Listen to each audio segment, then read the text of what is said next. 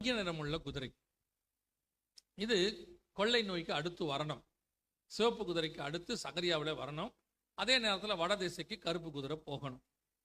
இந்த காரியம் மங்கின நிறமுள்ள குதிரை என்று சொல்லக்கூடாது. ஆங்கிலத்தில் பேல் ஹார்ஸ் அப்படின்னு இருக்கும். மங்கின நிறமுள்ள இந்த குதிரை, அதுக்கு பேரே அவரே சொல்லிட்டார் ஆண்டவர். நமக்கு தெரியும் சிவப்பு குதிரைக்கு கொள்ளை நோயின்னு பார்த்தோம், கருப்பு குதிரைக்கு பஞ்சம் அப்படின்னு பார்த்தோம். ஆனால் இதுக்கு ஆண்டவர் என்ன சொல்லியிருக்கிறாரு? மரணம். அவரே பேர் வச்சிருக்கிறார். என்ன மரணமா? பூமியில் உள்ளவர்களில் கால் பங்கில் உள்ளவர்களை கொலை செய்யும்படியான அதிகாரம் அதற்கு கொடுக்கப்பட்டது அப்படின்னு இருக்கு. இதுதான் இந்த 2022 கோதுமை பஞ்சம். அதற்கு பிறகு இதுதான் ஆரம்பிக்கணும். இந்த காரியம் தான் நடக்கணும். இந்த காரியம் இப்பொழுது நம் கண்களுக்கு முன்பாக நடந்து கொண்டிருக்கிறது. மிகப்பெரியதான ஒரு டீபாப்புலேஷன் அல்லது மிகப்பெரியதான ஒரு உயிர் சேதம், பேரழிவு உலகளாவிய வரணும். அப்படி வருவதற்கு 4 விதமான காரியங்களை ஆண்டவர் சொல்றாரு. எதனால வரும் அப்படின்னு அங்க ஆண்டவர் சொல்றாரு, நேரடியாவே சொல்றாரு. முதலாவது எதனால வரும்? பட்டயத்தினாலும் அப்படின்னு இருக்கு. பட்டயம் அப்படின்னா யுத்தம். நார்மலாக பட்டயம் என்று சொன்னால் என்ன அர்த்தம்? யுத்தம்னு அர்த்தம். தூதன் கையில பட்டயம் கொடுத்தால்தான் அதற்கு பேர் என்ன அர்த்தம்? கொள்ளை நோயின்னு அர்த்தம். ஆவியானவர்கிட்ட பட்டயம் வந்து அதுக்கு பேர் என்னது? வசனம், வார்த்தை அப்படின்னு அர்த்தம். இப்ப இங்க வசனம் சொல்லுது அவனுக்கு ஒரு பட்டயம். இந்த பட்டயம்னா என்ன அப்படின்னா யுத்தம். கடைசி காலத்தில் ஒரு யுத்தம் நடக்கணும். இந்த யுத்தம் தான் அடுத்து மிகப்பெரியதான பேரழிவை உலகத்தில் கொண்டு வரணும். அது எந்த யுத்தத்தை குறித்து சொல்லப்படுகிறது அப்படின்னு சொல்லி கேட்டீங்கன்னா, எசேக்கியேல் புஸ்தகம் 38ஆம் அதிகாரம் 39ஆம் அதிகாரம், இது ரெண்டுத்தையும் திருப்பி வச்சுக்கொள்ளுங்க. அங்கே கடைசி காலத்தை குறித்து ஒரு யுத்தம் சொல்லப்படுகிறது. வாசிங்க. எசேக்கியேல் புஸ்தகம் 38ஆம் அதிகாரம் 8வது வசனத்தை வாசி. அநேக நாட்களுக்கு பிற்பாடு நீ விசாரிக்கப்படுவாய், பட்டயத்துக்கு நீங்களாகி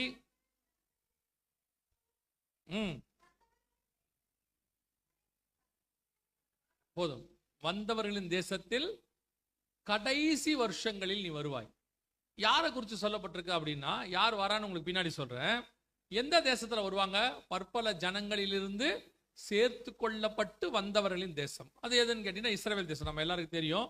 இவங்க தான் பல நாடுகளிலிருந்து சேர்த்து கொள்ளப்பட்டாங்க. நம்ம காலத்துல மோசே காலத்துல எகிப்துல இருந்து வந்தாங்க. செருபாபேல் காலத்துல மேதிய பெர்ஷிய சாம்ராஜ்யத்துல வந்தாங்க.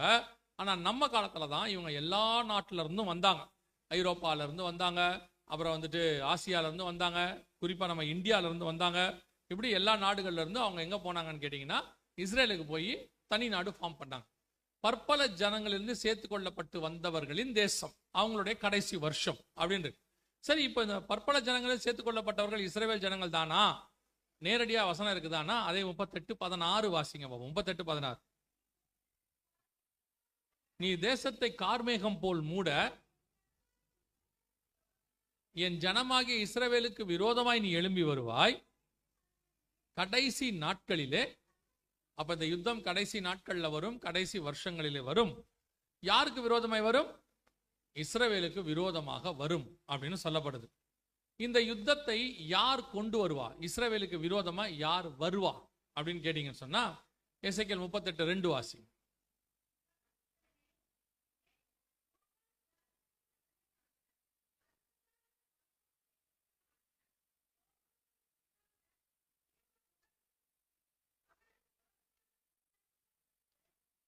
இது யாரை பத்தி சொல்லப்பட்டிருக்கிறது? மேசேக் தூபால் ஜாதிகளின் தலைமையான அதிபதியாகிய மாகோகு தேசத்தான் ஆகிய கோகுக்கு எதிராக நீ உன் முகத்தை திருப்பி அப்படின்னு இருக்குது. இது யாரை பத்தி சொல்லப்பட்டிருக்கிறது அப்படின்னா, இப்ப பேரெல்லாம் நான் இப்ப உள்ள பேர் தான், அது இந்த காலகட்டத்தில் இருக்கிற பேர் தான். நான் அதை அப்படி சொல்லிட்டேன்னா உடனே உங்களுக்கு அது இவர் எப்படி சொல்றாரு அப்படின்னு கேட்பீங்க. முதல்ல அவங்க எங்க இருந்து வராங்கன்னு உங்களுக்கு சொல்றேன். அதையும் ஆண்டவர் எழுதி வச்சிருக்கிறாரு. அதுக்கு பிறகு அந்த பேரோட எக்ஸ்பிளனேஷன் சொல்றோம். வாசிங்க. 39:2 வாசிங்க. 39:2.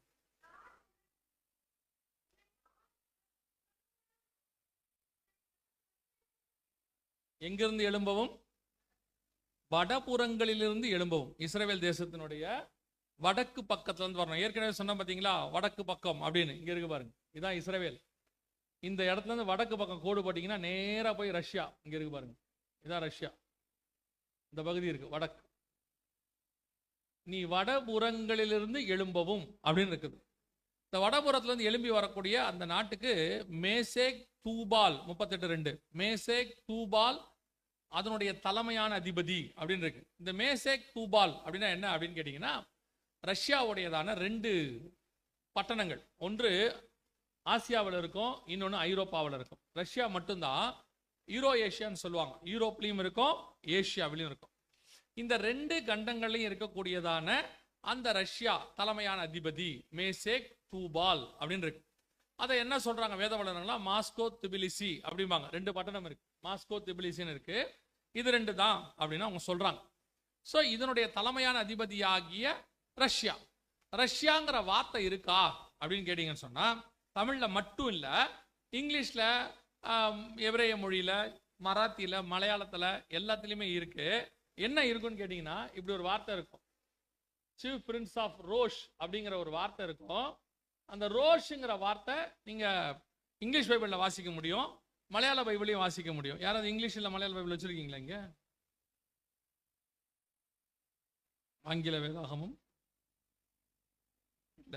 சரி, ஓகே, ரைட். மலையாள பைபிள் இருக்கா? இங்கிலீஷ் இருக்கா? வாசிங்க 38:2.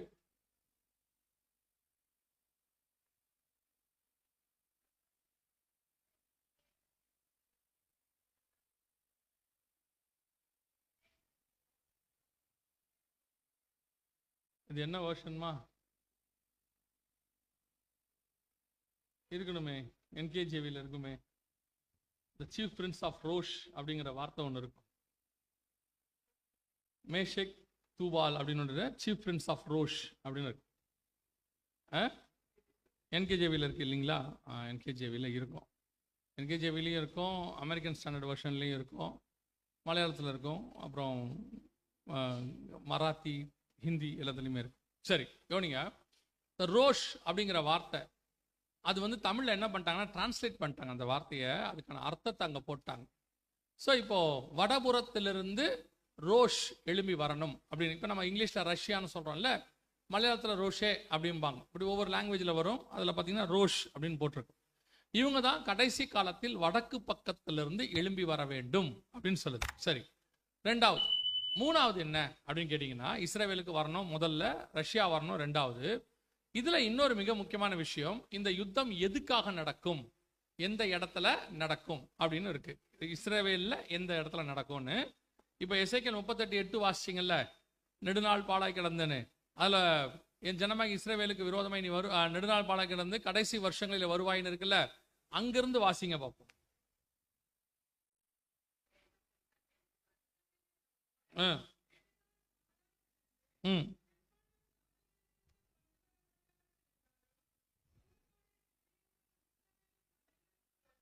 சுகத்தோட குடியிருக்கும் இஸ்ரவேலுக்கு மலைகளுக்கு விரோதமாய் நீ வருவாய். நல்லா கவனிங்க, எதுக்கு விரோதமாய்? மலைகளுக்கு விரோதமாய் அப்படின்னு இருக்கு. 39:2 வாசிங்க. 39:2.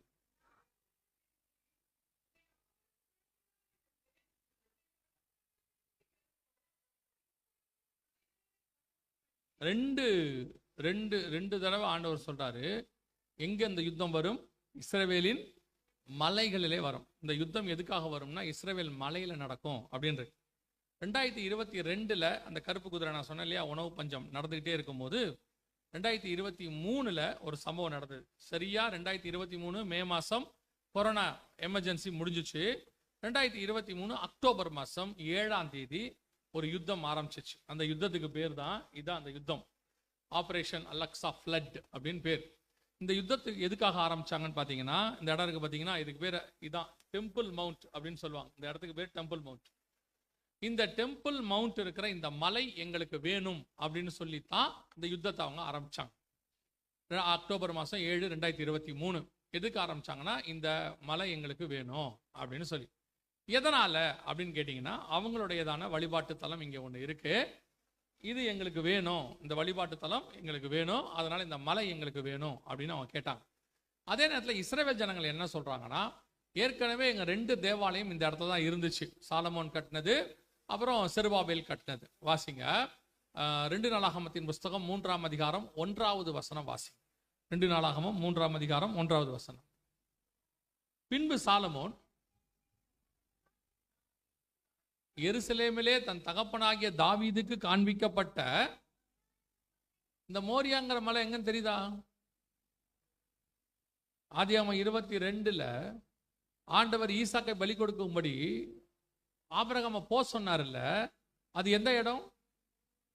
இந்த இடம், இந்த மோரியா என்னும் மலை. அங்கதான் அவர் ஈசாக்கு பதிலாக ஒரு ஆட்டுக்குட்டியை பலி கொடுத்தாரு, எல்லாம் வாசிக்கிறோம் இல்லையா? அந்த மோரியா என்னும் மலையைத்தான் திருப்பி தாவீது காலத்துல ஆண்டவர் காசு கொடுத்து வாங்குறார். மோரியா என்னும் மலையிலே வாசிங்க.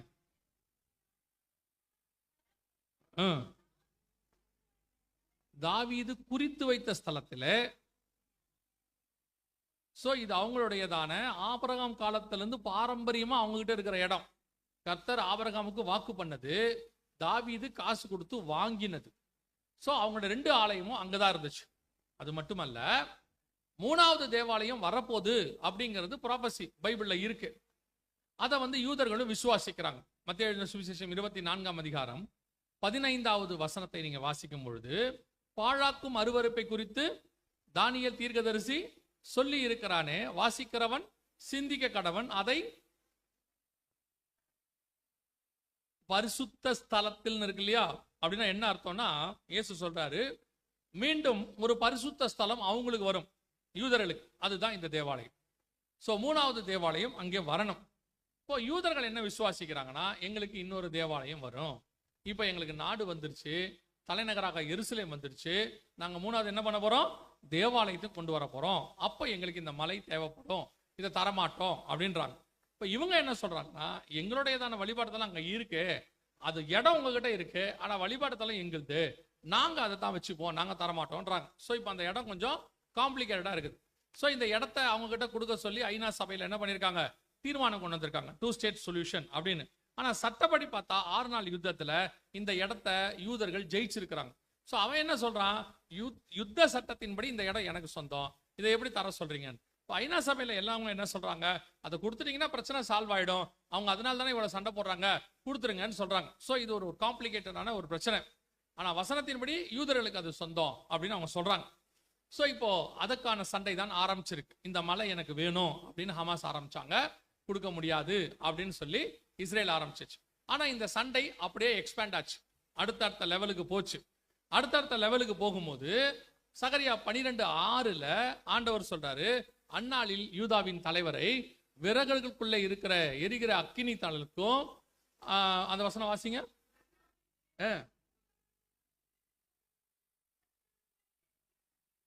அடுப்புக்கும்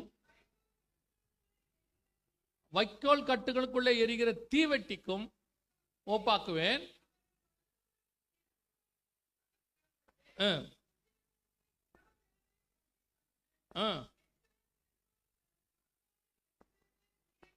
இதுக்காக தான் இந்த சண்டை நடந்துகிட்டு இருக்கு.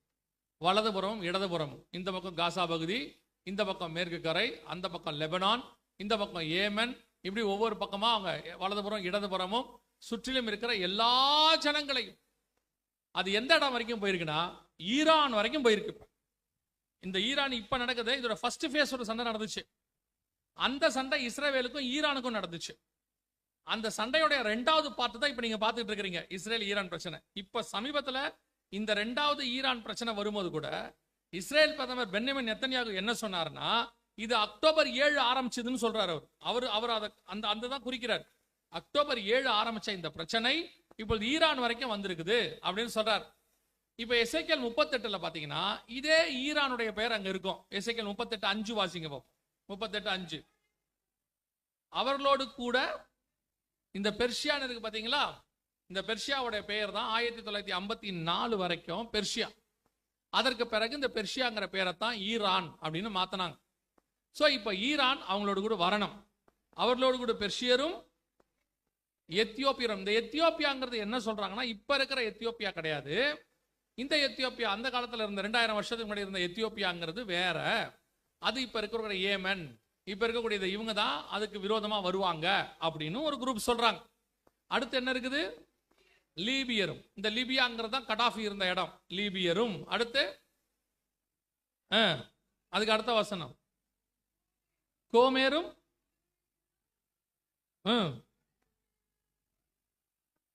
இது யாரை பத்தி சொல்லப்பட்டிருக்கிறது அப்படின்னா, இதுல குறிப்பாக இப்போ ரஷ்ய சப்போர்ட்டர்ஸா இருக்கிற எல்லா நாடை பத்தி அங்க பேசியிருக்கு. அதை தான் இப்ப நாங்க குறிப்பா இந்த வசனங்களை வச்சுக்கிட்டு இந்த வேத வல்லுநர்கள் ஆராயறாங்கல்ல, அவங்களாம் என்ன சொல்றாங்கன்னா, இந்த தொகரமா அப்படிங்கிற இந்த கோமேர் தொகரமாங்கிறதுலாம் யாரை குறிக்குதுன்னா, இந்த பக்கம் இருக்கிற துருக்கி, இந்த மாதிரி ஸ்காண்டினேவியன் கண்ட்ரீஸ் இவங்களை குறிக்குது அப்படின்னு சொல்றாங்க. ஸோ இதுல மிக முக்கியமாக துருக்கி வந்து ஜாயின் பண்ணணும். இதை நாங்க முந்தி சொல்லிட்டு இருக்கிறோம். துருக்கியும் அதுல இருக்கும், ஏன்னா அங்க இருக்கு. சமீபத்தில் கூட துருக்கி வரும் அப்படின்னு. இப்போ நான் சொல்றது நேத்து இஸ்ரேல் சொல்லியிருக்கிற மிக முக்கியமான ஸ்டேட்மெண்ட்ல ஒண்ணு, சாரி நேத்துல ஒரு 3 நாளைக்கு முன்னாடி இஸ்ரேல் சொல்லியிருக்க ஸ்டேட்மெண்ட்ல ஒண்ணு என்னன்னா, எங்களுக்கு அடுத்த த்ரெட் ஈரானுக்கு அப்புறம் நம்ம அடுத்து சண்டை போட வேண்டியது துருக்கியோட தான். அவங்க தான் இஸ்ரேலுக்கு பயங்கர த்ரெட்டா இருக்காங்க அப்படின்னு சொல்லியிருக்கு. இதுல ஒரு பெரிய ஆச்சரியம் என்னன்னா, துருக்கியும் இஸ்ரேலும் பகைமை நாடுகள் தான், ஃப்ரெண்ட்ஸ் கிடையாது. ஆனால் துருக்கியும் நேட்டோ நாடுகள்ல இருக்கிறதுனால அவங்க ஒரு நடுநிலைமையா இருப்பாங்க.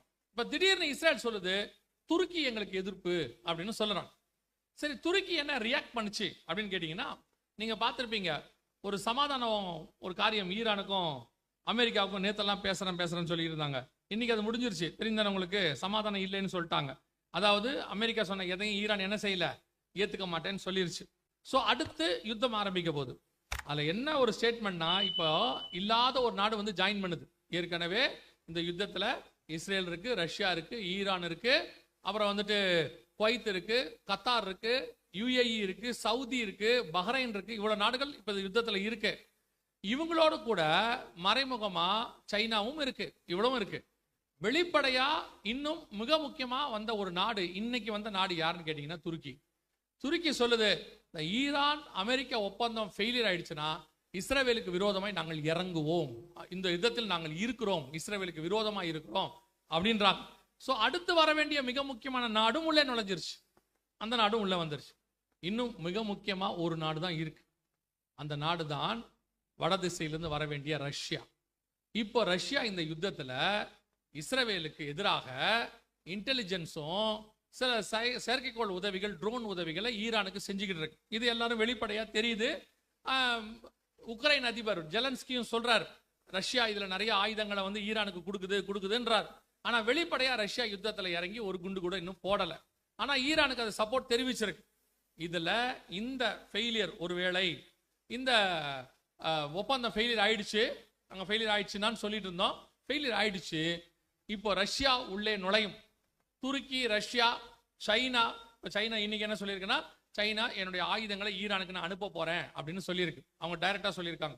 ஸோ இந்த நாடுகள் எல்லாம் நேரடியாக களத்துல குதிக்கிறாங்க. அடுத்த சில வருஷங்கள் இப்போ இதுக்கு அடுத்து மிகப்பெரிய யுத்தம் ஒன்று வரும். அதான் எசேக்கியேல் 38, 39. அதுதான் அடுத்த 2028 வரைக்கும் வருகை தாமதிக்குமானால் மிகப்பெரியதான யுத்தமாக இருக்கும். அதைத்தான் நாம் 3ஆம் உலக யுத்தம் அப்படின்னு சொல்றோம். ஏற்கனவே 2 யுத்தம் நடந்ததுனால இதை 3ஆம் உலக யுத்தம்னு சொல்றோம். நீங்க போய் அப்புறமா இந்த எசேக்கியேல் 38, 39 கொஞ்சம் உட்கார்ந்து படிங்க, தியானிங்க. நல்லா கவனிச்சு பார்த்தீங்கன்னா அதுல நியூக்ளியர் வார் பத்தி ஆண்டவர் பேசியிருப்பார். ஜனங்கள் மூக்கை பொத்தி கொண்டு போவார்கள், ஒரு எலும்பை பார்த்தால் கூட அதுல இடத்துல ஒரு மார்க், ஒரு அடையாளத்தை போடுவார்கள். எல்லாருக்கும் நியூக்ளியர் பத்தின எல்லா விஷயங்களும் அங்க இருக்கும். சோ இப்ப நாம இத்தனை நாள் கேட்ட பார்க்கிற எசேக்கியேல் 38, 39 யுத்தம் நம் கண்களுக்கு முன்பாக ஸ்டார்ட் ஆயிடுச்சு. அது போயிட்டே இருக்கு. அதுல தலைமையேற்று நடத்த வேண்டிய ஒரு நாடு வரணும். இவங்க எல்லாருக்கும் சீஃபா ஒரு நாடு வரணும். அதான் சீஃப் பிரின்ஸ் ஆஃப் ரோஷன் வாசிங்க இல்லையா, தலைமையான அதிபதி அப்படின்னு. எசேக்கியேல் 38:7 பாருங்க, நீ ஆயத்தப்படுத்து, உன்னோடு கூடின கூட்டத்தை ஆயத்தப்படுத்து, நீ அவர்களுக்கு காவலனாயிரு அப்படின்னு இருக்கும். அதான் ரஷ்யா. சோ இவங்க எல்லாருக்கும் சேர்ந்து வரணும். இப்போ கல்ஃப் நாடுகள்ல பெரும்பான்மை நாடுகள் ரஷ்யா சப்போர்ட்டராக மாறும். இப்போ யுத்தம் வேறு பரிமாணம் அடைகிறது. இந்த சின்ன பிரேக் இருக்குல்ல, ஒரு நாள் பிரேக், இது அடுத்த கட்டத்துக்கு கொண்டு போக போகுது. அதான் எசேக்கியேல் 38, 39. இயேசு சொன்னார் இல்லையா, யுத்தங்களின் செய்திகளையும் கேள்விப்படுவீர்கள். நீங்கள் கேள்விப்படுகிறீர்கள், அதுல பாதிக்கு வந்திருக்கிறீங்க. முதலாவது பட்டயம் நம் கண்களுக்கு முன்பாக போய்கொண்டே இருக்கிறது. இரண்டாவதாக இந்த யுத்தத்துல மிகப்பெரிய பேரழிவு வரும். அது என்னன்றதை உங்களுக்கு கடைசியா சொல்றேன். இரண்டாவது பட்டயத்தினாலும், அடுத்து என்ன இருக்குது, 6ஆம் அதிகாரம் 8ஆம் வசனம் வெளிப்படுத்தின விசேஷம், பட்டயத்தினாலும் பஞ்சத்தினாலும். இப்ப நீங்க உணவு பஞ்சம் பார்த்திருக்கீங்க இல்லையா, வட திசையிலிருந்து கோதுமை. ஆனா இப்போ எல்லா பஞ்சமும் வரும். எல்லா பஞ்சம்னா என்னன்னா, உணவு பஞ்சம், அடுத்து இது தண்ணி பஞ்சம், காத்து பஞ்சம் எல்லாம் வரும். அத்தனையும் சேர்ந்து மிகப்பெரியதான பஞ்சகாலம் ஒன்று உலகளாவி வருது. இந்த பஞ்சம் எப்படி வரும்? நீங்க என்ன பஞ்சம்னா என்ன அப்படின்னா, சாப்பாடு கிடைக்காது அப்படின்னு சொல்றீங்க இல்லையா. இப்போ நீங்க பாத்தீங்கன்னு சொன்னா ஆயில் வரல, எண்ணெய் வரல, எண்ணெய் வரலன்னு கேஸ் வரல, நமக்கு கேஸ் குறைவாயிடுச்சு, இப்போ சிலிண்டர்லாம் நமக்கு குறைவா கிடைக்குது. அதே நேரத்தில் உரம் உற்பத்தி விவசாயத்துக்கு அதுவும் குறைஞ்சிருச்சு அப்படிங்கிறாங்க. இப்படி ஒவ்வொன்றா வர வர எல்லா பஞ்சமும் வரும், அத்தனை பஞ்சமும் வரும். அதுக்கப்புறம் விலைவாசி ஏறும். விலை ஏறி இப்போ இந்தியா ரூபாய் வந்து 92 ரூபாய்க்கு போயிடுச்சு. 70 ரூபாய் 80 ரூபாயில் இருந்த ரூபாயோட மதிப்பு இப்போ எங்கே போயிடுச்சு? 92 ரூபாய்க்கு போயிடுச்சு. அரிசி விலையெல்லாம் இப்போ எந்த அளவுக்கு போகும்னு நமக்கு சொல்ல முடியாது. பஞ்சகாலம், மிக மோசமான பஞ்சகாலம் எதிர்கொள்ள போகிறோம். நம் கண்களுக்கு முன்பாக இவையெல்லாம் ஆரம்பிச்சிருச்சு. நல்லா தெரிஞ்சுக்கொள்ளுங்க, இது ஏதோ உங்களுக்கு கதையோ அல்லது ஏதோ ஒரு காரியத்தையோ அல்ல. நம் கண்களுக்கு முன்பாக நடந்து கொண்டிருக்கிற வேதத்தில் சொல்லப்பட்ட தீர்க்க தரிசனங்களை தான் விவரித்து சொல்லுகிறோம். நாங்கள் தீர்க்கதரிசிகளும் அல்ல, தீர்க்கதரிசிகளின் புத்திரரும் அல்ல. இது வேதத்தில் சொல்லப்பட்ட வசனம், அது நம் கண்களுக்கு முன்பாக நடக்கிறது என்பதை எக்ஸ்பிளைன் பண்றோம், அவ்வளவே. சோ அடுத்து மிக மோசமான பஞ்சகாலம் ஒன்று வருகிறது. தண்ணி பஞ்சமும் வரும் வேதத்தில் சொல்லப்பட்டபடி. இது இல்லாமல் இன்னொன்னும் இருக்கு, அதாவது வசன பஞ்சம். ஆமோஸ் புஸ்தகம் 8ஆம் அதிகாரம் 11வது வசனம். இப்ப நீங்க இதெல்லாம் பார்க்கிறது வெளியே அடையாளம், வெளியே பார்த்துட்டு இருக்கிற அடையாளம். இது இல்லாம இன்னொரு அடையாளம் இருக்கு, அது உள்ள இருக்கிற அடையாளம். இதையும் நீங்க கவனிக்கணும். ஆமோஸ் 8:11 வாசிங்க. இதோ தேசத்தின் மேல் பஞ்சத்தை அனுப்பும் நாட்கள் வரும்.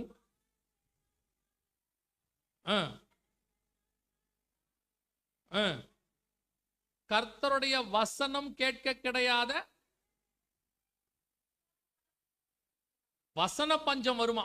வசன பஞ்சம்னா என்னங்க? வசன பஞ்சம் வரும்னு சொல்றீங்களே, வசன பஞ்சம்னா என்ன அப்படின்னு கேட்டா, இப்ப நிதானிச்சு கொஞ்சம் யோசிச்சு பாத்தீங்கன்னா, நிறைய சர்ச்சஸ், நிறைய ஊழியக்காரங்க எந்த பக்கம் திரும்பினாலும், பத்தாததுக்கு ஆன்லைன் முழுக்க நீங்க எதை திறந்தாலும் சரி, அது யூடியூபோ ஃபேஸ்புக்கோ இன்ஸ்டாவோ அல்லது வாட்ஸ்அப்போ எதை திறந்தாலும் நம்ம ஆளுங்க இருப்பாங்க. அதுல மாற்றுக்கத்தை இல்லை. டெக்னாலஜி யூஸ் பண்றதுல நம்மள மாதிரி அடிச்சுக்க ஆளே இல்லை, எல்லாத்துலயும் இருக்காங்க. இவ்வளவு இருக்கு, எப்படி நீங்க பஞ்சம் வரும்னு சொல்றீங்க, வசன பஞ்சம் வரும்னு எப்படி சொல்றீங்க? அதுதான் இத்தனை சேனல்ஸ். எல்லாருமே வந்து அவங்களால முடிஞ்ச அளவுக்கு சேனலை ஓபன் பண்ணி ஏதாவது செஞ்சுக்கிட்டே இருக்காங்க. இவ்வளோ சேனல் இருக்கும்போது வசன பஞ்சம்னு எப்படி சொல்றீங்க அப்படின்னா, ஒரு உதாரணம், இது எனக்கு ஆண்டவர் சொல்லி கொடுத்தது, அதை நான் உங்களுக்கு சொல்றேன். இப்போ பூமி முழுக்க நல்லா கவனிச்சு பார்த்தீங்கன்னா, ஒரு 71% தண்ணி இருக்குது, 71%. 29% தான் லேண்ட். அவங்க சொல்றாங்க, சிலர் 70-30ங்கிறாங்க, சயின்டிஸ்ட் 71-29ங்கிறாங்க. ஸோ இவ்வளோதான் லேண்டு, 70% வாட்டர் இருக்கு, தண்ணி இருக்கு. ஆனா எத்தனை நாடு தண்ணி பஞ்சத்தில் இருக்கு? எத்தனை நாடு எப்படி இருக்கு? தண்ணி பஞ்சம் இருக்கு. ஆனா 70% தண்ணி இருக்கு. அப்பனா என்ன அர்த்தம்? இந்த பூமிக்கு பேரு வாட்டர் வேர்ல்ட், இதுக்கு பேரு தண்ணீர் உலகம். இது வேற உலகம், வேற கேலக்சியில வேற எதுலையுமே தண்ணி இல்லை, பூமியில மட்டும்தான் இருக்கு. அப்படி இருக்கும் பொழுது இந்த தண்ணி பஞ்சம்னு ஒண்ணு ஏன் நம்ம சொல்றோம் அப்படின்னா, 70% தண்ணி இருக்கு, ஆனா அந்த தண்ணி எதுவும் தாகத்தை தீர்க்காது. தண்ணி இருக்கும், தாகத்தை தீர்க்காது. தாகத்தை தீர்க்கிற தண்ணி இல்லாவிட்டால் அதற்கு பேர் தண்ணி பஞ்சம். புரியுதா? அதே மாதிரி சபை இருக்கும், ஊழியக்காரங்க இருப்பாங்க, சேனல் இருக்கும், எல்லாம் இருப்பாங்க. உங்கள் ஆத்ம தாகத்தையும் ஆத்ம பசியையும் தீர்க்காத எந்த ஊழியமும் எந்த வார்த்தையும் உங்களுக்கு பஞ்சமே. இப்போ அது போயிட்டு இருக்கு. எல்லாமே வார்த்தை தான், ஆனால் கர்த்தரிடத்திலிருந்து எது வருதுன்னு பார்க்கணும். சவுலுகிட்டையும் பட்டயம் இருந்துச்சு, கோலியாத்துக்கிட்டையும் பட்டயம் இருந்துச்சு, வேதத்திலையும் பட்டயம், ஆவியானவர்கிட்டையும் பட்டயம் இருக்கு. இந்த 3 பட்டயத்துக்கும் டிஃபரன்ஸ் இருக்கு. நீங்க இதை உட்காந்து தனியா தியானிச்சு பாருங்க. கோலியாத்தின் பட்டயம் இருக்கு, சவுலின் பட்டயம் இருக்கு, தாவீது கையில் பட்டயம் இல்லாது இருந்ததுன்னு இருக்கு. ஆனா பின்னாடி ஆவியின் பட்டயம் இருக்கு, ஆர்மர் ஆஃப் காட் அப்படின்னு சொல்லுவாங்க. அப்படி இருக்கும்போது இன்னைக்கு வசனம் இருக்கு, சர்ச் இருக்கு, ஊழியக்காரங்க இருக்காங்க, சேனல் இருக்காங்க. எது ஆவியானவரால் உங்கள் தாகத்தை தீர்க்க முடியுது, எது உங்களுக்கு அந்த பசியை ஆத்த முடியுது அப்படின்னு பார்க்கணும். இன்னைக்கு நிறைய பேர், இப்ப நீங்க வெயில்ல இருப்பீங்க, நல்ல வெயில் காலம் இது. இந்த வெயில்ல போன உடனே உங்களுக்கு டக்குன்னு ஒரு இளநீ குடிக்கணும்னு தோணும், இல்ல ஒரு கொக்கோ கோலா குடிக்கணும்னு தோணும், இல்லைன்னா ஏதோ ஒரு ட்ரிங்க் குடிக்கணும்னு தோணும். இது எதுவுமே அந்த நேரத்திற்கு உங்களுக்கு தாகத்தை தீர்க்கும், கொஞ்சம் நல்லா இருக்கும், குடிக்கும் போது கொஞ்சம் திருப்தியா இருக்கும். ஆனால் இது எல்லாமே ஏதோ ஒரு வகையில் உங்க உடம்புக்கு சைடு எஃபெக்ட். இளநிய சொல்லல, இந்த மாதிரி ஆர்டிபிஷியல் ட்ரிங்க்ஸ் கண்டிப்பாக சைடு எஃபெக்ட். ஆனால் சைடு எஃபெக்ட் இல்லாத ஒன்று இருக்குன்னா அது தண்ணி மட்டும்தான். அதுதான் உண்மையான தாகத்தை தீர்க்கும்.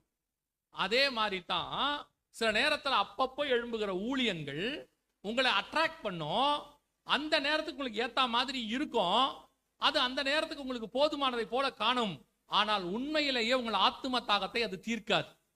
ஆவியானவரால் கொடுக்கப்படுகிற வார்த்தை மட்டுமே உங்கள் ஆத்தும தாகத்தை தீர்க்கும். சில நேரங்களில் நீங்க அந்த பிரச்சனையில் இருக்கும்போது அவங்க திடீர்னு சொல்லக்கூடியது தீர்க்க தரிசனமா படும், அதெல்லாம் ஓகே, நான் இல்லைன்னு சொல்றேன். ஆனால் உங்கள் ஆத்மாவை பரலோகத்தில் சேர்க்கிற வசனம் இருக்குல்ல, அதுதான் உண்மையிலேயே கர்த்தரிடத்துல வர்றது. அது இல்லாவிட்டால் அந்த சபை பஞ்சத்தில் இருக்குன்னு அர்த்தம். இதுக்கு பேர் தான் வசன பஞ்சம். இன்னைக்கு வசன பஞ்சம் அதிகரிச்சுக்கிட்டே போகுது. நிறைய சபைகள் வசனத்தை விட்டு விலகுது. வசனத்துக்கு பதிலாக ஆல்டர்னேட் அவங்க பார்க்குறாங்க. வசனத்துக்கு பதிலாக என்ன செய்யலாம்? சில ரெஸ்டாரண்ட்டுக்கு நீங்கள் போனீங்கன்னா, மேற்கத்திய ரெஸ்டாரண்ட், வெஸ்டர்ன் ரெஸ்டாரண்ட்டுக்கு நீங்கள் போனீங்கன்னா தண்ணியே கொடுக்க மாட்டாங்க. என்ன செய்ய மாட்டாங்க? தண்ணியே கொடுக்க மாட்டாங்க. நீங்கள் போனோன்னா சாப்பாடு போனோன்னே நீங்கள் அந்த கூட இருக்க ட்ரிங்கை காசு கொடுத்து வாங்கணும். அந்த ட்ரிங்கை வாங்கிட்டு வைக்கணும். தண்ணின்னு ஒரு கான்செப்டே அங்கே இருக்காது. அவங்க என்ன பண்ணுவாங்கன்னா அந்த இடத்துல ட்ரிங்க் தான் கொடுப்பாங்க, தண்ணி கொடுக்க மாட்டாங்க. ஆனால் நீங்கள் என்னதான் அந்த சாப்பிடும் போது குடித்தாலும் திருப்பி வீட்டுக்கு வந்து என்ன குடிக்கணும்? தண்ணி குடிக்கணும். அல்லது தண்ணி குடிக்காம விட்டால் உங்கள் உடம்பு ஹீட் ஆகும், எல்லா விதமான சைடு எஃபெக்டும் வரும். அதே மாதிரி தான் என்னதான் அந்த நேரத்தில் சிலர்லாம் வந்து அப்படி கொஞ்சம் என்டர்டெயின் பண்ணி உங்களை ஆட வச்சு, குதிக்க வச்சு, கத்த வச்சு, ஓட வச்சு, உட்கார வச்சு எல்லாம் பண்ணுவாங்க. இது எல்லாம் அந்த நேரத்தில் கேட்கறதுக்கு நல்லா இருக்கும், ஜாலியாக இருக்கும், என்டர்டெயினாக இருக்கணும். ஆனால் உண்மையிலே உங்கள் தாகத்தை தீர்ப்பது கர்த்தருடைய வசனம் மட்டும்தான். அதுக்கு ஆல்டர்னேட்டாக ஒன்று கிடையவே கிடையாது. இன்னைக்கு வசன பஞ்சகாலம். வசனத்துக்கு பதிலாக என்னென்னத்தையோ கொண்டு வந்து கொட்டுறாங்க. யூத் மீட்டிங்னா ஒன்று கொட்டுறாங்க, லேடிஸ் மீட்டிங்னா ஒன்று கொட்டுறாங்க, வியாபாரிகள் கூட்டம்னு ஒன்று கொட்டுறாங்க, எல்லாத்தையும் கொட்டுறாங்க. ஆனால் எதுவுமே சொல்றேன், இப்பவும் சொல்றேன், அந்த நேரத்துக்கு அது ஓகே தான். ஆனால் நிரந்தரமா உங்கள் தாகத்தை தீர்ப்பது கர்த்தருடையதான வசனம் மட்டும்தான். அல்லேலூயா. இன்னைக்கு வசன பஞ்ச காலம் உச்சத்துக்கு போகுது. ஆண்டவர் சொன்ன 2வது அடையாளமும் நம் கண்களுக்கு முன்பாக நடைபெற்று கொண்டிருக்கிறது. 3வது ஒரு மிக முக்கியமானது அங்கே இருக்கிறது. 6ஆம் அதிகாரம் 8ஆம் வசனம் வெளிப்படுத்தின விசேஷம், பட்டயத்தினாலும் பஞ்சத்தினாலும் சாவினாலும். இது என்னன்னு கேட்டீங்கன்னா இயற்கை பேரழிவுகள். இயேசு சொன்னார்ல மத்தேயு 24 8வது வசனத்துல, 7-8 வசனத்துல, கொள்ளை நோய்களும் பஞ்சங்களும் பூமி எதிர்ச்சிகளும் அப்படிம்பார். இது பூமி எதிர்ச்சிகளுடையதான காலம் அப்படின்னு சொல்றாங்க. எதை வச்சு சொல்றீங்கன்னா, 2004 மிகப்பெரியதான சுனாமி வந்துச்சு. உங்க ஏரியா கண்டிப்பா தெரியும், தெரியாம இருந்திருக்காது. அதற்கு பிறகு பூமி எதிர்ச்சிகள் பார்த்தீங்கன்னா எந்த காலத்திலும் இல்லாத அளவுக்கு இன்க்ரீஸ் ஆகிட்டே போதும். இயேசு பர்டிகுலரா பூமி எதிர்ச்சின்னு சொல்லியிருப்பாரு. மத்தேயு 24:7 வாசிக்கும் போது பஞ்சங்களும் கொள்ளை நோய்களும் பூமி எதிர்ச்சிகளும் அப்படிம்பார். அந்த பர்டிகுலரா இப்ப நீங்க வாசிச்சு பாத்தீங்கன்னா பூமி எதிர்ச்சிகள் உச்சத்தை அடைஞ்சுக்கிட்டு இருக்குது. இந்த குறிப்பிட்ட இந்த 10 வருஷத்துல மட்டும் 2015 இருந்து 2025 மட்டும் பாத்தீங்கன்னு சொன்னா கிட்டத்தட்ட 1 லட்சம் பூமி எதிர்ச்சி வந்திருக்கு. இங்க இருக்கு பாருங்க. இந்த சிவப்பு கடல்ல நீங்க பாக்குறது எல்லாமே பூமி எதிர்ச்சி. 1 லட்சத்துக்கு மேல பூமி எதிர்ச்சி நடந்திருக்கு. ஒரு வருஷத்துக்கு 10,000 பூமி எதிர்ச்சி இருக்குதான். இது அவங்க கொடுத்திருக்க ஆய்வு. இங்க இருக்கு பாருங்க. ஆல் ரெக்கார்டட் earthquakes 2015 to 25 இங்க இருக்கு. முழுக்க எவ்வளவு நடந்திருக்குது பாருங்க. இன்னும் வரும் அப்படிங்கிறாங்க, இன்னும் நிறைய வரும். அவங்க உலக சரித்திரத்துல பதிவான பூமி எதிர்ச்சியில 5ஓ 6ஓ தான் ரொம்ப பெருசு, 8.5க்கு மேல. அதுல 1 2025 நடந்திருக்கு ரஷ்யா. இதுதான் அவங்க சொல்றாங்க. இவ்வளோ பூமி எதிர்ச்சிகளை இது வரைக்கும் நம்ம பார்த்ததே கிடையாது. அவ்வளோ பூமி எதிர்ச்சிகள். நியூசிலாந்துலலாம் ஒரு நாளைக்கு 100-200 பூமி எதிர்ச்சிகளுக்கு மேல நில அதிர்வுகள் நடந்துட்டே இருந்திருக்கிறது. பல நாடுகளெல்லாம் ஒரு வருஷத்துக்கு 3000 பூமி எதிர்ச்சி, 4000 பூமி எதிர்ச்சி அப்படின்னா பாருங்க, ஒரு நாளைக்கு 10 பூமி எதிர்ச்சிக்கு மேல நடந்திருக்கு. 3 புள்ளியில ஆரம்பிச்சு 7 புள்ளி வரைக்கும் இருக்கு. ஆண்டவர் சொன்ன பூமி எதிர்ச்சிகளின் காலம் நம் கண்களுக்கு முன்பாக நடைபெற்று கொண்டிருக்கிறது. இன்னும் ஒரு பெரிய பூமி எதிர்ச்சி வரும், அதை ஒட்டி ஒரு அடையாளம் வரும். இப்ப நான் அதை தான் உங்களுக்கு சொல்ல போறோம்.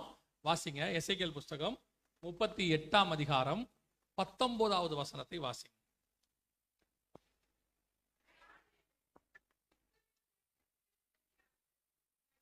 அந்நாளிலே இஸ்ரவேல் தேசத்துல இதுதான் அடுத்த பூமி அதிர்ச்சி வரப்போகுது. இஸ்ரவேல் தேசத்துல இப்போ அப்படி ஒன்று வரப்போகுதுன்னு இஸ்ரவேல் தேசத்துலயும் சொல்லி இருக்கிறாங்க. இங்க பாருங்க, இஸ்ரவேல் இங்க என்ன சொல்லியிருக்காங்க பாருங்க.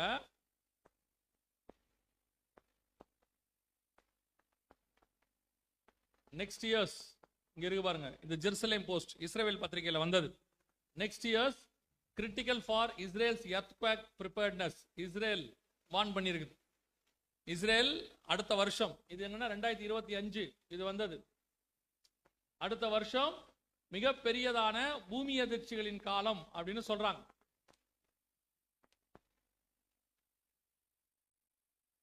பூமி அதிர்ச்சியின் காலம் அப்படின்னு சொல்றாங்க. இந்த பூமி அதிர்ச்சியில மிக முக்கியமாக ஒரு சம்பவம் நடக்கணும். என்ன நடக்கணும் அப்படின்னு சொன்னா, நீங்க ஆரம்பத்துல எசேக்கியேல் 38 ஒரு மலையை பத்தி பேசணும், ஞாபகம் இருக்குதா? ஒரு மலையில அந்த வழிபாட்டு தலம் இருக்கு. இந்த பூமி அதிர்ச்சியில அந்த வழிபாட்டு தலம் இஸ்ரவேல் கைக்கு போகும். ஏன்னா இந்த மலை இஸ்ரவேல் கண்ட்ரோல்ல இருந்தாலும் அங்க 3வது தேவாலயத்தை அவங்களால கட்ட முடியாம அவங்க என்ன பண்றாங்கன்னா அதை முழுசு தன் கண்ட்ரோல்ல வச்சுக்கிறாங்க. ஆனா 3வது தேவாலயம் கட்ட முடியாது அந்த வழிபாட்டு தலம் இருக்கிறதுனால. அந்த வழிபாட்டு தலம் போச்சுன்னா தான் இவங்க கட்டுவாங்க. ஸோ இப்போ அந்த வழிபாட்டு தலம் இந்த பூமி அதிர்ச்சியிலையோ அல்லது இந்த யுத்தத்திலேயோ அது இல்லாமல் போகும். அப்படி போகும் பொழுது மிகப்பெரியதான ஒரு யுத்தமும் அதை ஒட்டி மிகப்பெரிய பேரழிவுகளும் ஆரம்பிக்கும். அதோட கூட தான் இந்த 3வது தேவாலயம் வருவதற்கான ஒரு காரணமாய்த்தான் இந்த பூமி அதிர்ச்சி நடக்கும். இந்த பூமி அதிர்ச்சி அதற்கான ஒரு காரணமாக இருக்கும். அந்நாளிலே இஸ்ரவேல் தேசத்துல பெரிய அதிர்ச்சி உண்டாக்கி அப்படின்னு இருக்கு. ஸோ மிகப்பெரிய பூமி அதிர்ச்சிகள் வரப்போகுது. இது மட்டுமல்ல, இன்னும் 3 லட்சம் பேர் சாகிற அளவுக்கு பூமி அதிர்ச்சி வரப்போகுதுன்னு சொல்லியிருக்காங்க. இங்க இருக்கு பாருங்க, 3 லட்சம் பேர் சாகிற அளவுக்கு பூமி அதிர்ச்சி வரப்போகுது ஜப்பான் சொல்லியிருக்கு. இந்த மாதிரி எல்லா பகுதியிலையும் பெரிய பெரிய பூமி அதிர்ச்சிகள் வருது அப்படின்னு அனௌன்ஸ் பண்ணியிருக்கிறாங்க. இங்க இருக்கு பாருங்க, 100 அடி சுனாமி அச்சம் எச்சரிக்கும் ஜப்பான் இவங்களும் சொல்லியிருக்கிறாங்க. எல்லா பகுதியும் ஆண்டவர் சொன்ன அடுத்த அடையாளம் 3வது பூமி அதிர்ச்சிகள் அதுவும் நடக்கும். கடைசியா ஒண்ணு இருக்கு, அதையும் நான் சொல்லிட்டு முடிக்கிறேன். கடைசியா என்ன இருக்குது? துஷ்ட மிருகங்களினாலும். இந்த துஷ்ட மிருகங்கள் அப்படிங்கிறத நேரடியாகவும் நம்ம ஒன்று வச்சுக்கலாம்.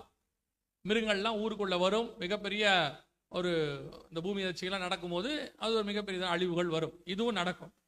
இது இல்லாம இன்னொன்னையும் நீங்க பார்க்கணும். என்ன அப்படின்னா, கடைசி காலத்தில் வரக்கூடிய எல்லா வியாதிகளையும் கவனிங்க. எல்லா வியாதிக்கு பின்னாடியும் ஒரு மிருகத்தின் பேர் இருக்கிறத நீங்கள் பார்ப்பீர்கள். எல்லாத்துக்கும் பின்னாடி, எய்ட்ஸுக்கு பின்னாடி சிம்பன்சி குரங்குன்னு ஒன்று இருக்குன்னு சொல்றாங்க, அதனாலதான் வந்துச்சு அப்படிம்பாங்க. எபோலாக்கு பின்னாடி வௌவால் அப்படின்னு சொல்லுவாங்க. அதே மாதிரி பன்றி காய்ச்சல் கேள்விப்பட்டிருக்கீங்க தானே, பறவை காய்ச்சல். இப்போ கேரளா பக்கம்லாம் ஒன்று வந்துச்சு, குரங்கு காய்ச்சல்னு ஒன்று வந்துச்சு, மங்கி ஃபீவர் அப்படின்னு. அதே மாதிரி மத்திய கிழக்கு நாடுகளில் போய் பார்த்தீங்கன்னு சொன்னா கேமல் ஃபீவர் அப்படின்னு ஒன்று இருக்குது. அங்கெல்லாம் பார்த்தீங்கன்னா ஒட்டக காய்ச்சல்னு ஒன்று இருக்கு. இப்போ உலகளாவிய இது நடக்கு. இப்போ கொரோனா கூட நீங்க கவனிச்சீங்கன்னா சைனால ஊகான் மாநிலத்துல ஒரு மார்க்கெட்ல மிருகத்துல இருந்தா வந்துச்சு அப்படின்னு சொல்றாங்க. அது வவ்வாலா இருக்குன்னு கூட சொல்றாங்க. எல்லாத்துக்கும் பின்னாடி பாருங்க ஒரு மிருகத்தின் பேர் இருக்குது. அந்த மிருகம் பாருங்க பைபிள் சொல்ற துஷ்ட மிருகமா இருக்குது 99%. அதெல்லாம் நல்லா கவனிச்சு பாத்தீங்கன்னா பைபிள்ல வவ்வால் துஷ்ட மிருகம், லேவியராகமத்துல இருக்கு துஷ்ட மிருகம், குரங்கு துஷ்ட மிருகமா இருக்கு, அதுக்கு பிறகு பன்றி துஷ்ட மிருகமாக இருக்கு, ஒட்டகம் துஷ்ட மிருகமா இருக்கு. எல்லாத்தையும் எடுத்து பாருங்க, பைபிள்ல துஷ்ட மிருகம்னு இருக்கும். இந்த துஷ்ட மிருகத்தின் மூலமாக ஒரு மிகப்பெரியதான பேரழிவு. இப்போ கொரோனால மட்டும் 2 கோடி பேர் செத்ததாக சொல்லப்படுது, ஆய்வறிக்கை சொல்லுது. அதே நேரத்தில் அதை விட 8 மடங்கு அதிகமா செத்து இருக்கிறாங்க அப்படின்னு சொல்றாங்க. இங்க இருக்கு பாருங்க, இவங்க என்ன சொல்றாங்கன்னா, கொரோனாவில் 8 அரசால் அறிவிக்கப்பட்டதை விட 8 மடங்கு அதிக உயிரிழப்பு. ஆய்வில் அதிர்ச்சி தகவல். இது 21ஆம் தேதி ஜூலை மாதம் 2024 பேப்பர்ல வந்தது. ஸோ 8 மடங்கு அதிகமாக நடந்திருக்குன்னு சொல்றாங்க. இது எல்லாத்துக்கும் காரணம் பார்த்தா மூல காரணம் எங்கன்னா ஒரு மிருகத்துல இருந்து வந்துச்சு அப்படின்னு சொல்றாங்க. எய்ட்ஸும் அப்படிதான் சொல்றாங்க. இப்போ அநேக காரியங்கள் சொல்றாங்க. இது மட்டுமல்ல, இதை தாண்டி இதே கொரோனாவுடைய வேரியன்ட் இதை தாண்டி இன்னும் மிக மோசமானது வருது அப்படின்னு சொல்லி இந்த சொல்லியிருக்காங்க பாருங்க. உலக சுகாதார மையம் WHO இப்ப இருக்கிற கொரோனா வேரியண்டை விட மிக மோசமானது ஒன்று வருது, அது எதுக்கும் கட்டுப்படாது, இப்போ போட்ட வேக்சின் எதுவும் யூஸ் ஆகாது அப்படின்னு அவங்க அனௌன்ஸ் பண்ணியிருக்கிறாங்க. அதுக்கு ஆயத்தமா இருக்க சொல்லி WHO உடையதான தலைவர் சொல்லியிருக்கிறார். டெட்ராஸ் அனாந்தன் இவர் சொல்லி வச்சிருக்கிறாரு. இது மட்டும் இல்லாமல் இன்னும் ஒரு காரியமும் நடந்திருக்கு, அதையும் சொல்லிட்டு நான் முடிச்சிடறேன். கவனிங்க, இன்னொரு காரியம் நடந்திருக்கு.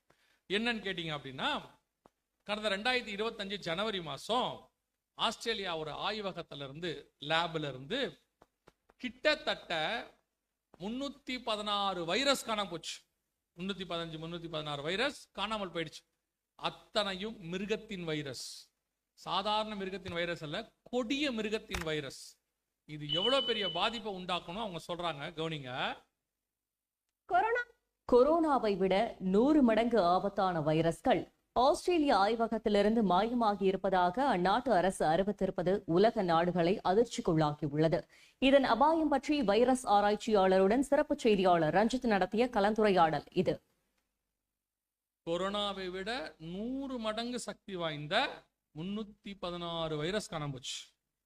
இதை எடுத்து மனுஷங்க மேல ஆயுதமா யூஸ் பண்ணா மனித சமுதாயத்தில் 15% அழிஞ்சு போகும். இப்ப கொரோனாவே அதை தான் சொல்றாங்க, எடுத்து மனுஷங்க மேல அவங்க டெஸ்ட் பண்ணி பார்த்துருக்குறாங்க அப்படின்னு ஒரு ரூமர் இருக்கு. அது ஒரு வதந்தி இருக்கு அப்படின்னு சொல்றாங்க. அது உண்மையான்னு நமக்கு தெரியாது. ஆனால் அவங்க சொல்லக்கூடியது, அந்த கிருமியை எடுத்து ஜனங்க மேல என்ன பண்ணியிருக்கிறாங்க, பரவ செக் பண்ணியிருக்கிறாங்க. 2ஆம் உலக யுத்தத்தில் மலேரியா கிருமி அப்படிதான் செக் பண்ணாங்களாம். யூதர்கள் மேல போட்டு எவ்வளவு பேர் சாகுறாங்கன்னு பார்த்தாங்க. 60 லட்சம் பேர் அதுல செத்துருக்கிறாங்க. அந்த மாதிரி தான் இந்த மாதிரி கிருமிகளை மனுஷங்க மேல டெஸ்ட் பண்ணி பார்க்கறாங்க அப்படின்னு சொல்றாங்க. அதுல ஒன்று தான் கொரோனா அப்படின்னு சொல்றாங்க. இப்போ 316 வைரஸும் காணும். இதையெல்லாம் எடுத்து மனுஷங்க மேல யூஸ் பண்ணா, இப்போ நல்லா கவனிங்க, இப்போ 3ஆம் உலக யுத்தம் நியூக்ளியர் வார் அது வந்துச்சுன்னா கிட்டத்தட்ட 500 கோடி பேர் பாதிக்கப்படுவாங்க அப்படின்னு சொல்லி அமெரிக்காவுடைய முன்னாள் அதிபர் ஜோ பைடன் சொல்றாரு பாருங்க. 500 கோடி பேர் வரை பாதிக்கப்படுவார்கள் அப்படின்னு இருக்கு. இதோடு கூட பஞ்சம், இதோடு கூட பூமி அதிர்ச்சி, இதோடு கூட கொள்ளை நோய், இது எல்லாம் 4ம் ஒன்னா சேரும்.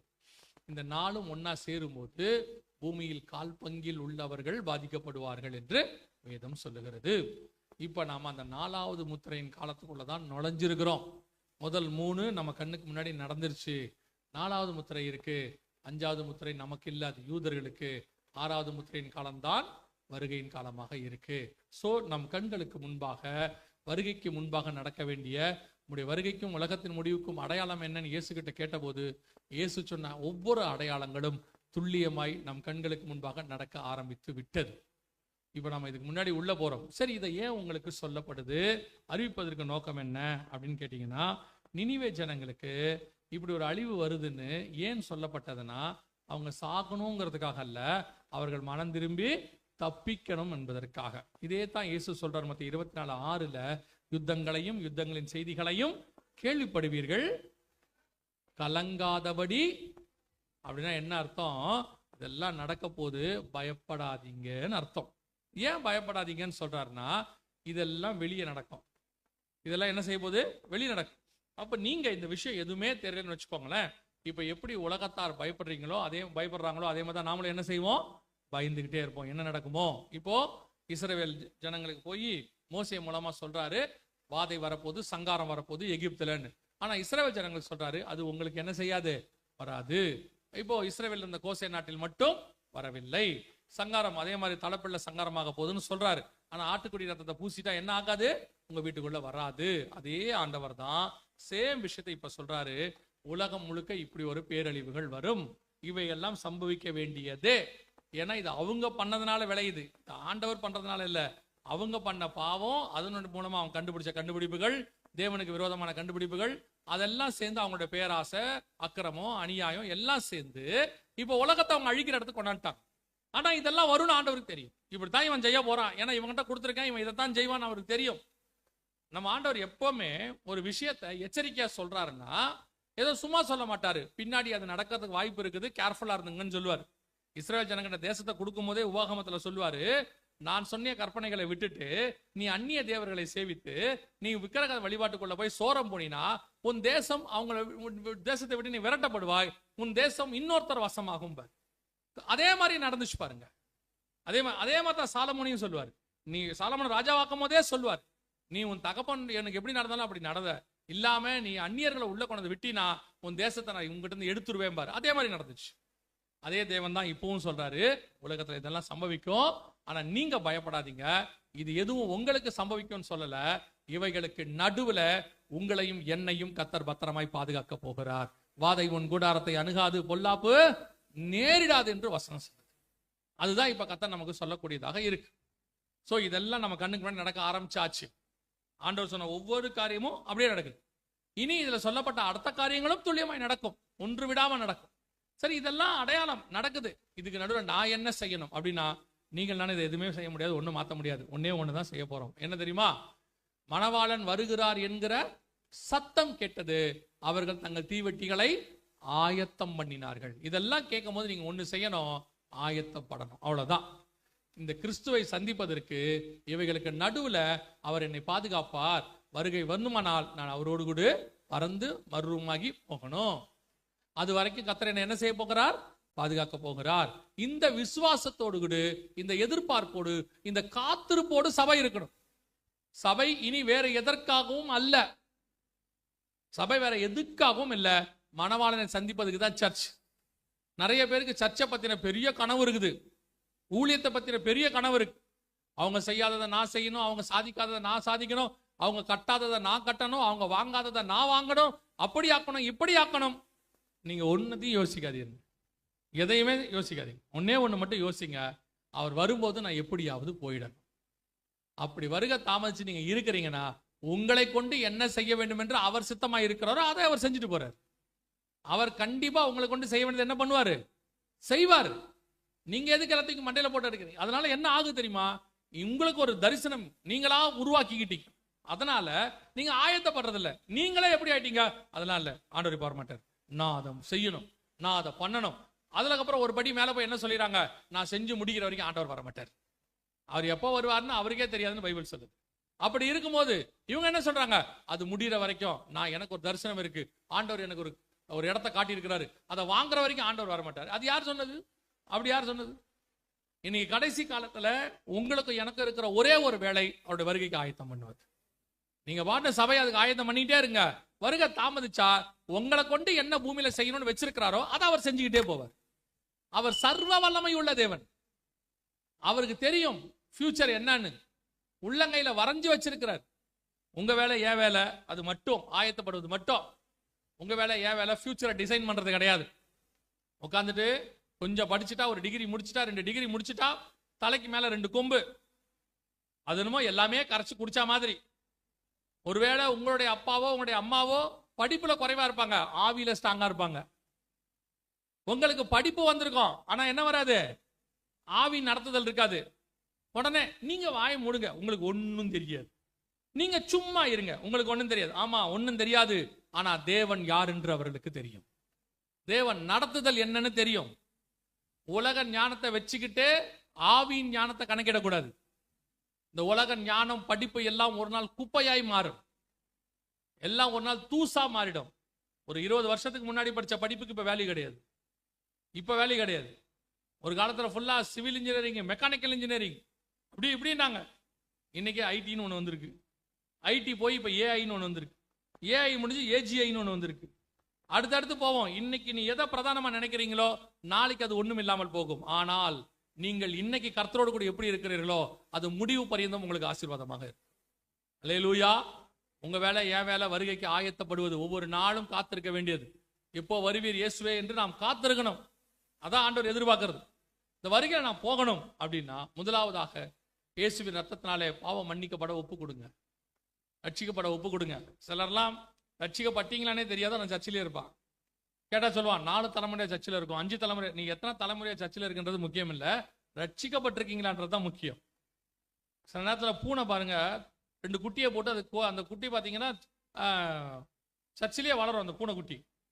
அதுக்கு ஒன்றும் சர்ச்சை பற்றின மேன்மேனா என்ன செய்யாது, தெரியாது. அது ஆராதனையில் குறுக்கு நடுக்கு ஓடிக்கிட்டு இருக்கோம். அதுக்கு பேர் கோயில் பூனை. இப்படி ஓடிக்கிட்டே இருக்கும். சர்ச்சிலே பிறந்ததுனால பூனை பரிசுத்தமாயிருமா? அதே மாதிரிதான் சர்ச்சிலே நீங்க பிறந்தீங்கன்றதுனால நீங்க பரிசுத்தவான்னு அர்த்தம் கிடையாது. நீங்கள் உங்கள் பாவம் மன்னிக்கப்பட்ட நிச்சயம் உங்களுக்கு இருக்கான்னு பாருங்க. அதான் வேதம் சொல்லுது. பாவம் மன்னிக்கப்பட்டுச்சுன்னா உங்களுக்குள்ள ஒரு சந்தோஷம் வரும். அதுக்கு பேர் என்னது? ரட்சண்ய சந்தோஷம். 51ஆம் சங்கீதம் சொல்லுது. இது இருக்கா? 2வது, பிதா குமாரன் பரிசுத்தாவி நாமத்தினாலே தண்ணீர்ல மூழ்கி ஞானஸ்தானம் எடுத்திருக்கணும். பரிசுத்தன் அபிஷேகத்தை பெற்று ஞானஸ்தானத்தை எடுத்திருக்கணும். ஞானஸ்தானம் எடுக்காம வருகையில போகவே முடியாது. ஒருவன் ஜலத்தினாலும் ஆவியினாலும் பெறவாவிடில் பரலோக ராஜ்யத்தில் பிரவேசிக்க முடியாது. அதுவும் எந்த ஞானஸ்தானம் எடுக்கணும்? பிதா குமாரன் பரிசுத்தாவி நாமத்தினாலே தண்ணீர்ல மூழ்கி எடுக்கணும். குழந்தையில எடுத்தேன், சின்ன வயசுல எடுத்தேன், கொடிக்கு கீழே எடுத்தேன், எந்த ஞானஸ்தானம் பைபிள் சொல்லவே இல்லை. ஒரே ஒரு ஞானஸ்தானம் தான் இருக்கு. அந்த ஒரு ஞானஸ்தானம் தான் அது தண்ணீர்ல மூழ்கி எடுக்கிற ஞானஸ்தானம். எடுத்திருக்கிறீங்களா? ஆராய்ந்து பாருங்க. 3வது, எபேசியர் 4:30 சொல்லுது, மீட்கப்படும் நாளுக்கு என்று முத்திரையான பரிசுத்த ஆவி. பரிசுத்த அபிஷேகத்தை கண்டிப்பா பெற்றிருக்கணும். சிலர்லாம் சொல்லுவாங்க, ரட்சிக்கப்பட்ட உடனே ஆவியானவர் உங்களுக்குள்ள தாங்க இருக்கிறாரு, அபிஷேகம்னு ஒண்ணு தனியா வேணாம்பாங்க. இயேசுநாதர் கூட 3.5 வருஷமா இருந்தாங்க சீஷர்கள். என்ன இல்ல? பரிசுத்த அபிஷேகம் இல்ல. ஆண்டவர் சொல்றாரு, பரிசுத்த ஆவி உங்களிடத்தில் வருகிற வரைக்கும் எங்க போய் காத்திருங்கள்? எருசலேமிலே காத்திருங்கள். இயேசு கிறிஸ்துவுக்கு அப்புறம் கூட சீஷர்கள் காலத்துல கூட சீஷர்கள் ஞானஸ்நானம் எடுத்துட்டாங்க, அபிஷேகம் பெறல. அப்பதான் பவுல் கேட்கிறாரு, நீங்கள் என்ன ஆவி, நீங்க எப்படி ஞானஸ்நானம் எடுத்தீங்க? பரிசுத்தாவியை பெறாம எப்படி பரிசுத்தாவியை பத்தி கேள்விப்படலன்றியே, அப்புறம் என்ன ஞானஸ்நானம் எடுத்தேன்னு கேட்கிறார்.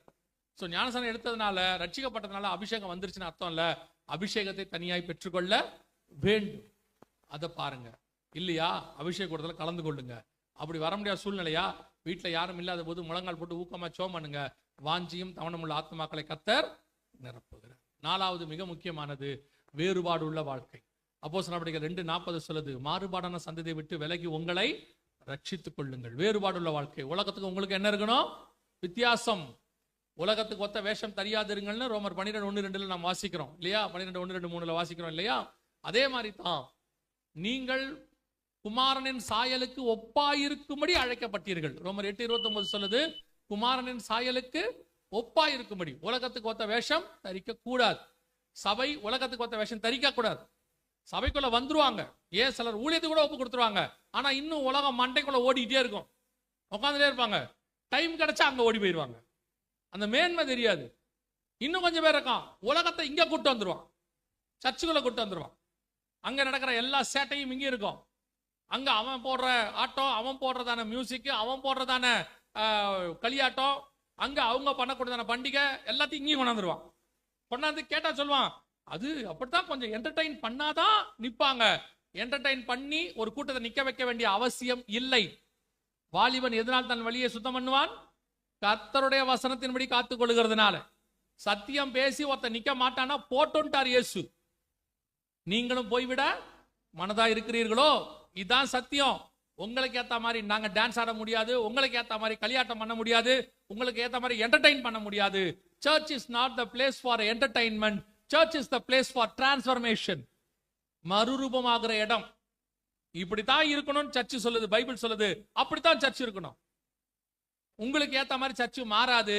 சர்ச்சுக்கு ஏத்த மாதிரி, வசனத்துக்கு ஏத்த மாதிரி தான் சர்ச் மாறணும். அல்லேலூயா. இன்னைக்கு கடைசி காலத்துல சபையை கல்லர் கொகையெல்லாம் கிடையாது, விபச்சார கொகையா மாறிக்கிட்டு கிடக்கு. ரொம்ப கேர்ஃபுல்லா இருந்து கொள்ளுங்க.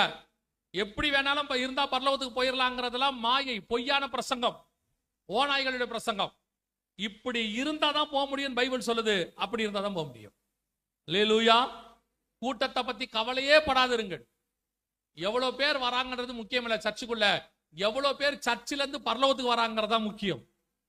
5000 பேர் அப்பம் சாப்பிட வர்றது முக்கியமே இல்ல. 12 பேர் இயேசுவோட மரிக்க வரணும், அதான் முக்கியம். இன்னைக்கு கடைசி காலத்துல சபை சத்தியத்தை விட்டு விலகி போகுது. உலகத்துக்கு ஒத்த வேஷம். 5வது சுவிசேஷம் அறிவித்தல் உங்கள் மேல் விழுந்த கடமை.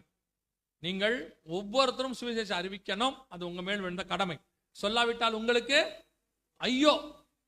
ஏன் அப்படின்னு கேட்டீங்கன்னா, நீங்கள் பரலோகத்துக்கு போகும்போது இந்த பூமியிலிருந்து எதையும் கொண்டு போக மாட்டீங்க, அது உங்களுக்கு நல்லா தெரியும். மரணம் முந்தினாலும் கொண்டு போக மாட்டீங்க, வருகை முந்தினாலும் கொண்டு போக மாட்டீங்க. ஆனா ஒன்னே ஒண்ணு நீங்க கொண்டு போகலாம். என்ன தெரியுமா? நீங்கள் சம்பாதித்த ஆத்மாவை கொண்டு போகலாம். எவ்வளவு ஆத்மா சம்பாதிக்கிறீங்களோ அவ்வளவு நல்லது. ஒவ்வொரு நாளும் ஒவ்வொருத்தருக்கும் என்ன பண்ணுங்க? சுவிசேஷம் சொல்லுங்க, சுவிசேஷம் சொல்லுங்க. அப்போ ஒவ்வொரு நாளும் ஒருத்தருக்காவது இயேசுவை பத்தி சொல்லணும். ஸோ இப்போ நாங்கள் என்ன பண்ணியிருக்கோம் அப்படின்னு கேட்டிங்கன்னா, ஒரு சின்ன, இப்போ நிறைய பேர் என்ன சொல்கிறாங்கன்னா, இந்த மாதிரி காரியங்கள்லாம் சொல்கிறதுக்கு எங்களுக்கு கொஞ்சம் கஷ்டமாக இருக்குது, எங்களுக்கு விவரிக்க முடியல, எங்களுக்கு அது ஒரு ட்ராக்டாக இருந்தால் நல்லாயிருக்கும், ஈஸியாக நாங்கள் போய் சொல்லிடுவோம் அப்படின்னா. ஸோ அதனால் என்ன பண்ணியிருக்கோம், இந்த காரியங்களை எல்லாம் ஒரு ட்ராக்ஸாக போட்டிருக்கிறோம். இங்கே இருக்குது, இந்த ட்ராக்ட் இருக்குது, பின்னாடி உங்கள் சர்ச் அட்ரஸ் போடுறதுக்கு இடம் இருக்குது. ஸோ இந்த ட்ராக்ட் ஃப்ரீ தான், வெளியே இருக்கும். ஒரு ஆளுக்கு 5 மட்டும் தான் தருவாங்க, நிறையெல்லாம் தரமாட்டாங்க. ஒரு ஆளுக்கு 5 தான் தருவாங்க, வெளியே இருக்கும், ஃப்ரீயாக இருக்கும், நீங்கள் வாங்கிக்கலாம். அந்த 5 வாங்கிட்டு போய் என்ன பண்ணணும்னு கேட்டீங்கன்னா, முதல்ல நீங்க ஆண்டவரை அறியாத 5 பேர், உங்க சொந்தக்காரங்க, நண்பர்கள், கூட வேலை பார்க்குறவங்க, படிக்கிறவங்க, யாரா இருந்தாலும் ஒரு 5 பேருடைய பேரை எழுதி வச்சு ஜோம் பண்ணணும். அந்த 5 பேருக்காக ஜோம் பண்ணணும். கை வச்சு நல்லா ஜோம் பண்ணுங்க. அந்த 5 பேருக்காக 1 நாளோ 2 நாளோ 3 நாளோ ஜோம் பண்ணுங்க. ஜோம் பண்ணிட்டு அதுக்கப்புறமா அந்த 5 பேரை பார்த்து இந்த ட்ராக்ஸை கொடுங்க. அந்த 5 ஆத்துமாக்களை கர்த்தர் உங்களுக்கு தர வல்லமை உள்ளவராக இருக்கிறார். அல்லேலூயா. நீங்க ஜெபிக்கும் பொழுதே கர்த்தர் அங்க உங்களுக்கு ஒரு வாசலை திறந்து வச்சிருப்பார். நீங்க போங்க, கர்த்தர் உங்களுக்கு முன்பாக போய் யுத்தம் செய்வார். அல்லேலூயா. ஸோ வெளியே இருக்கும். தயவு செஞ்சு இதை என்ன பண்ணிடாதீங்க, வேஸ்ட் பண்ணிடாதீங்க. ஏன் அப்படின்னா இது நான் அடிக்கலை, நான் எழுதுனது தான். நான் அடிச்சு கொடுக்கறது ஒரு ஃபேமிலி, 2 ஃபேமிலி அடிச்சு கொடுக்குறாங்க.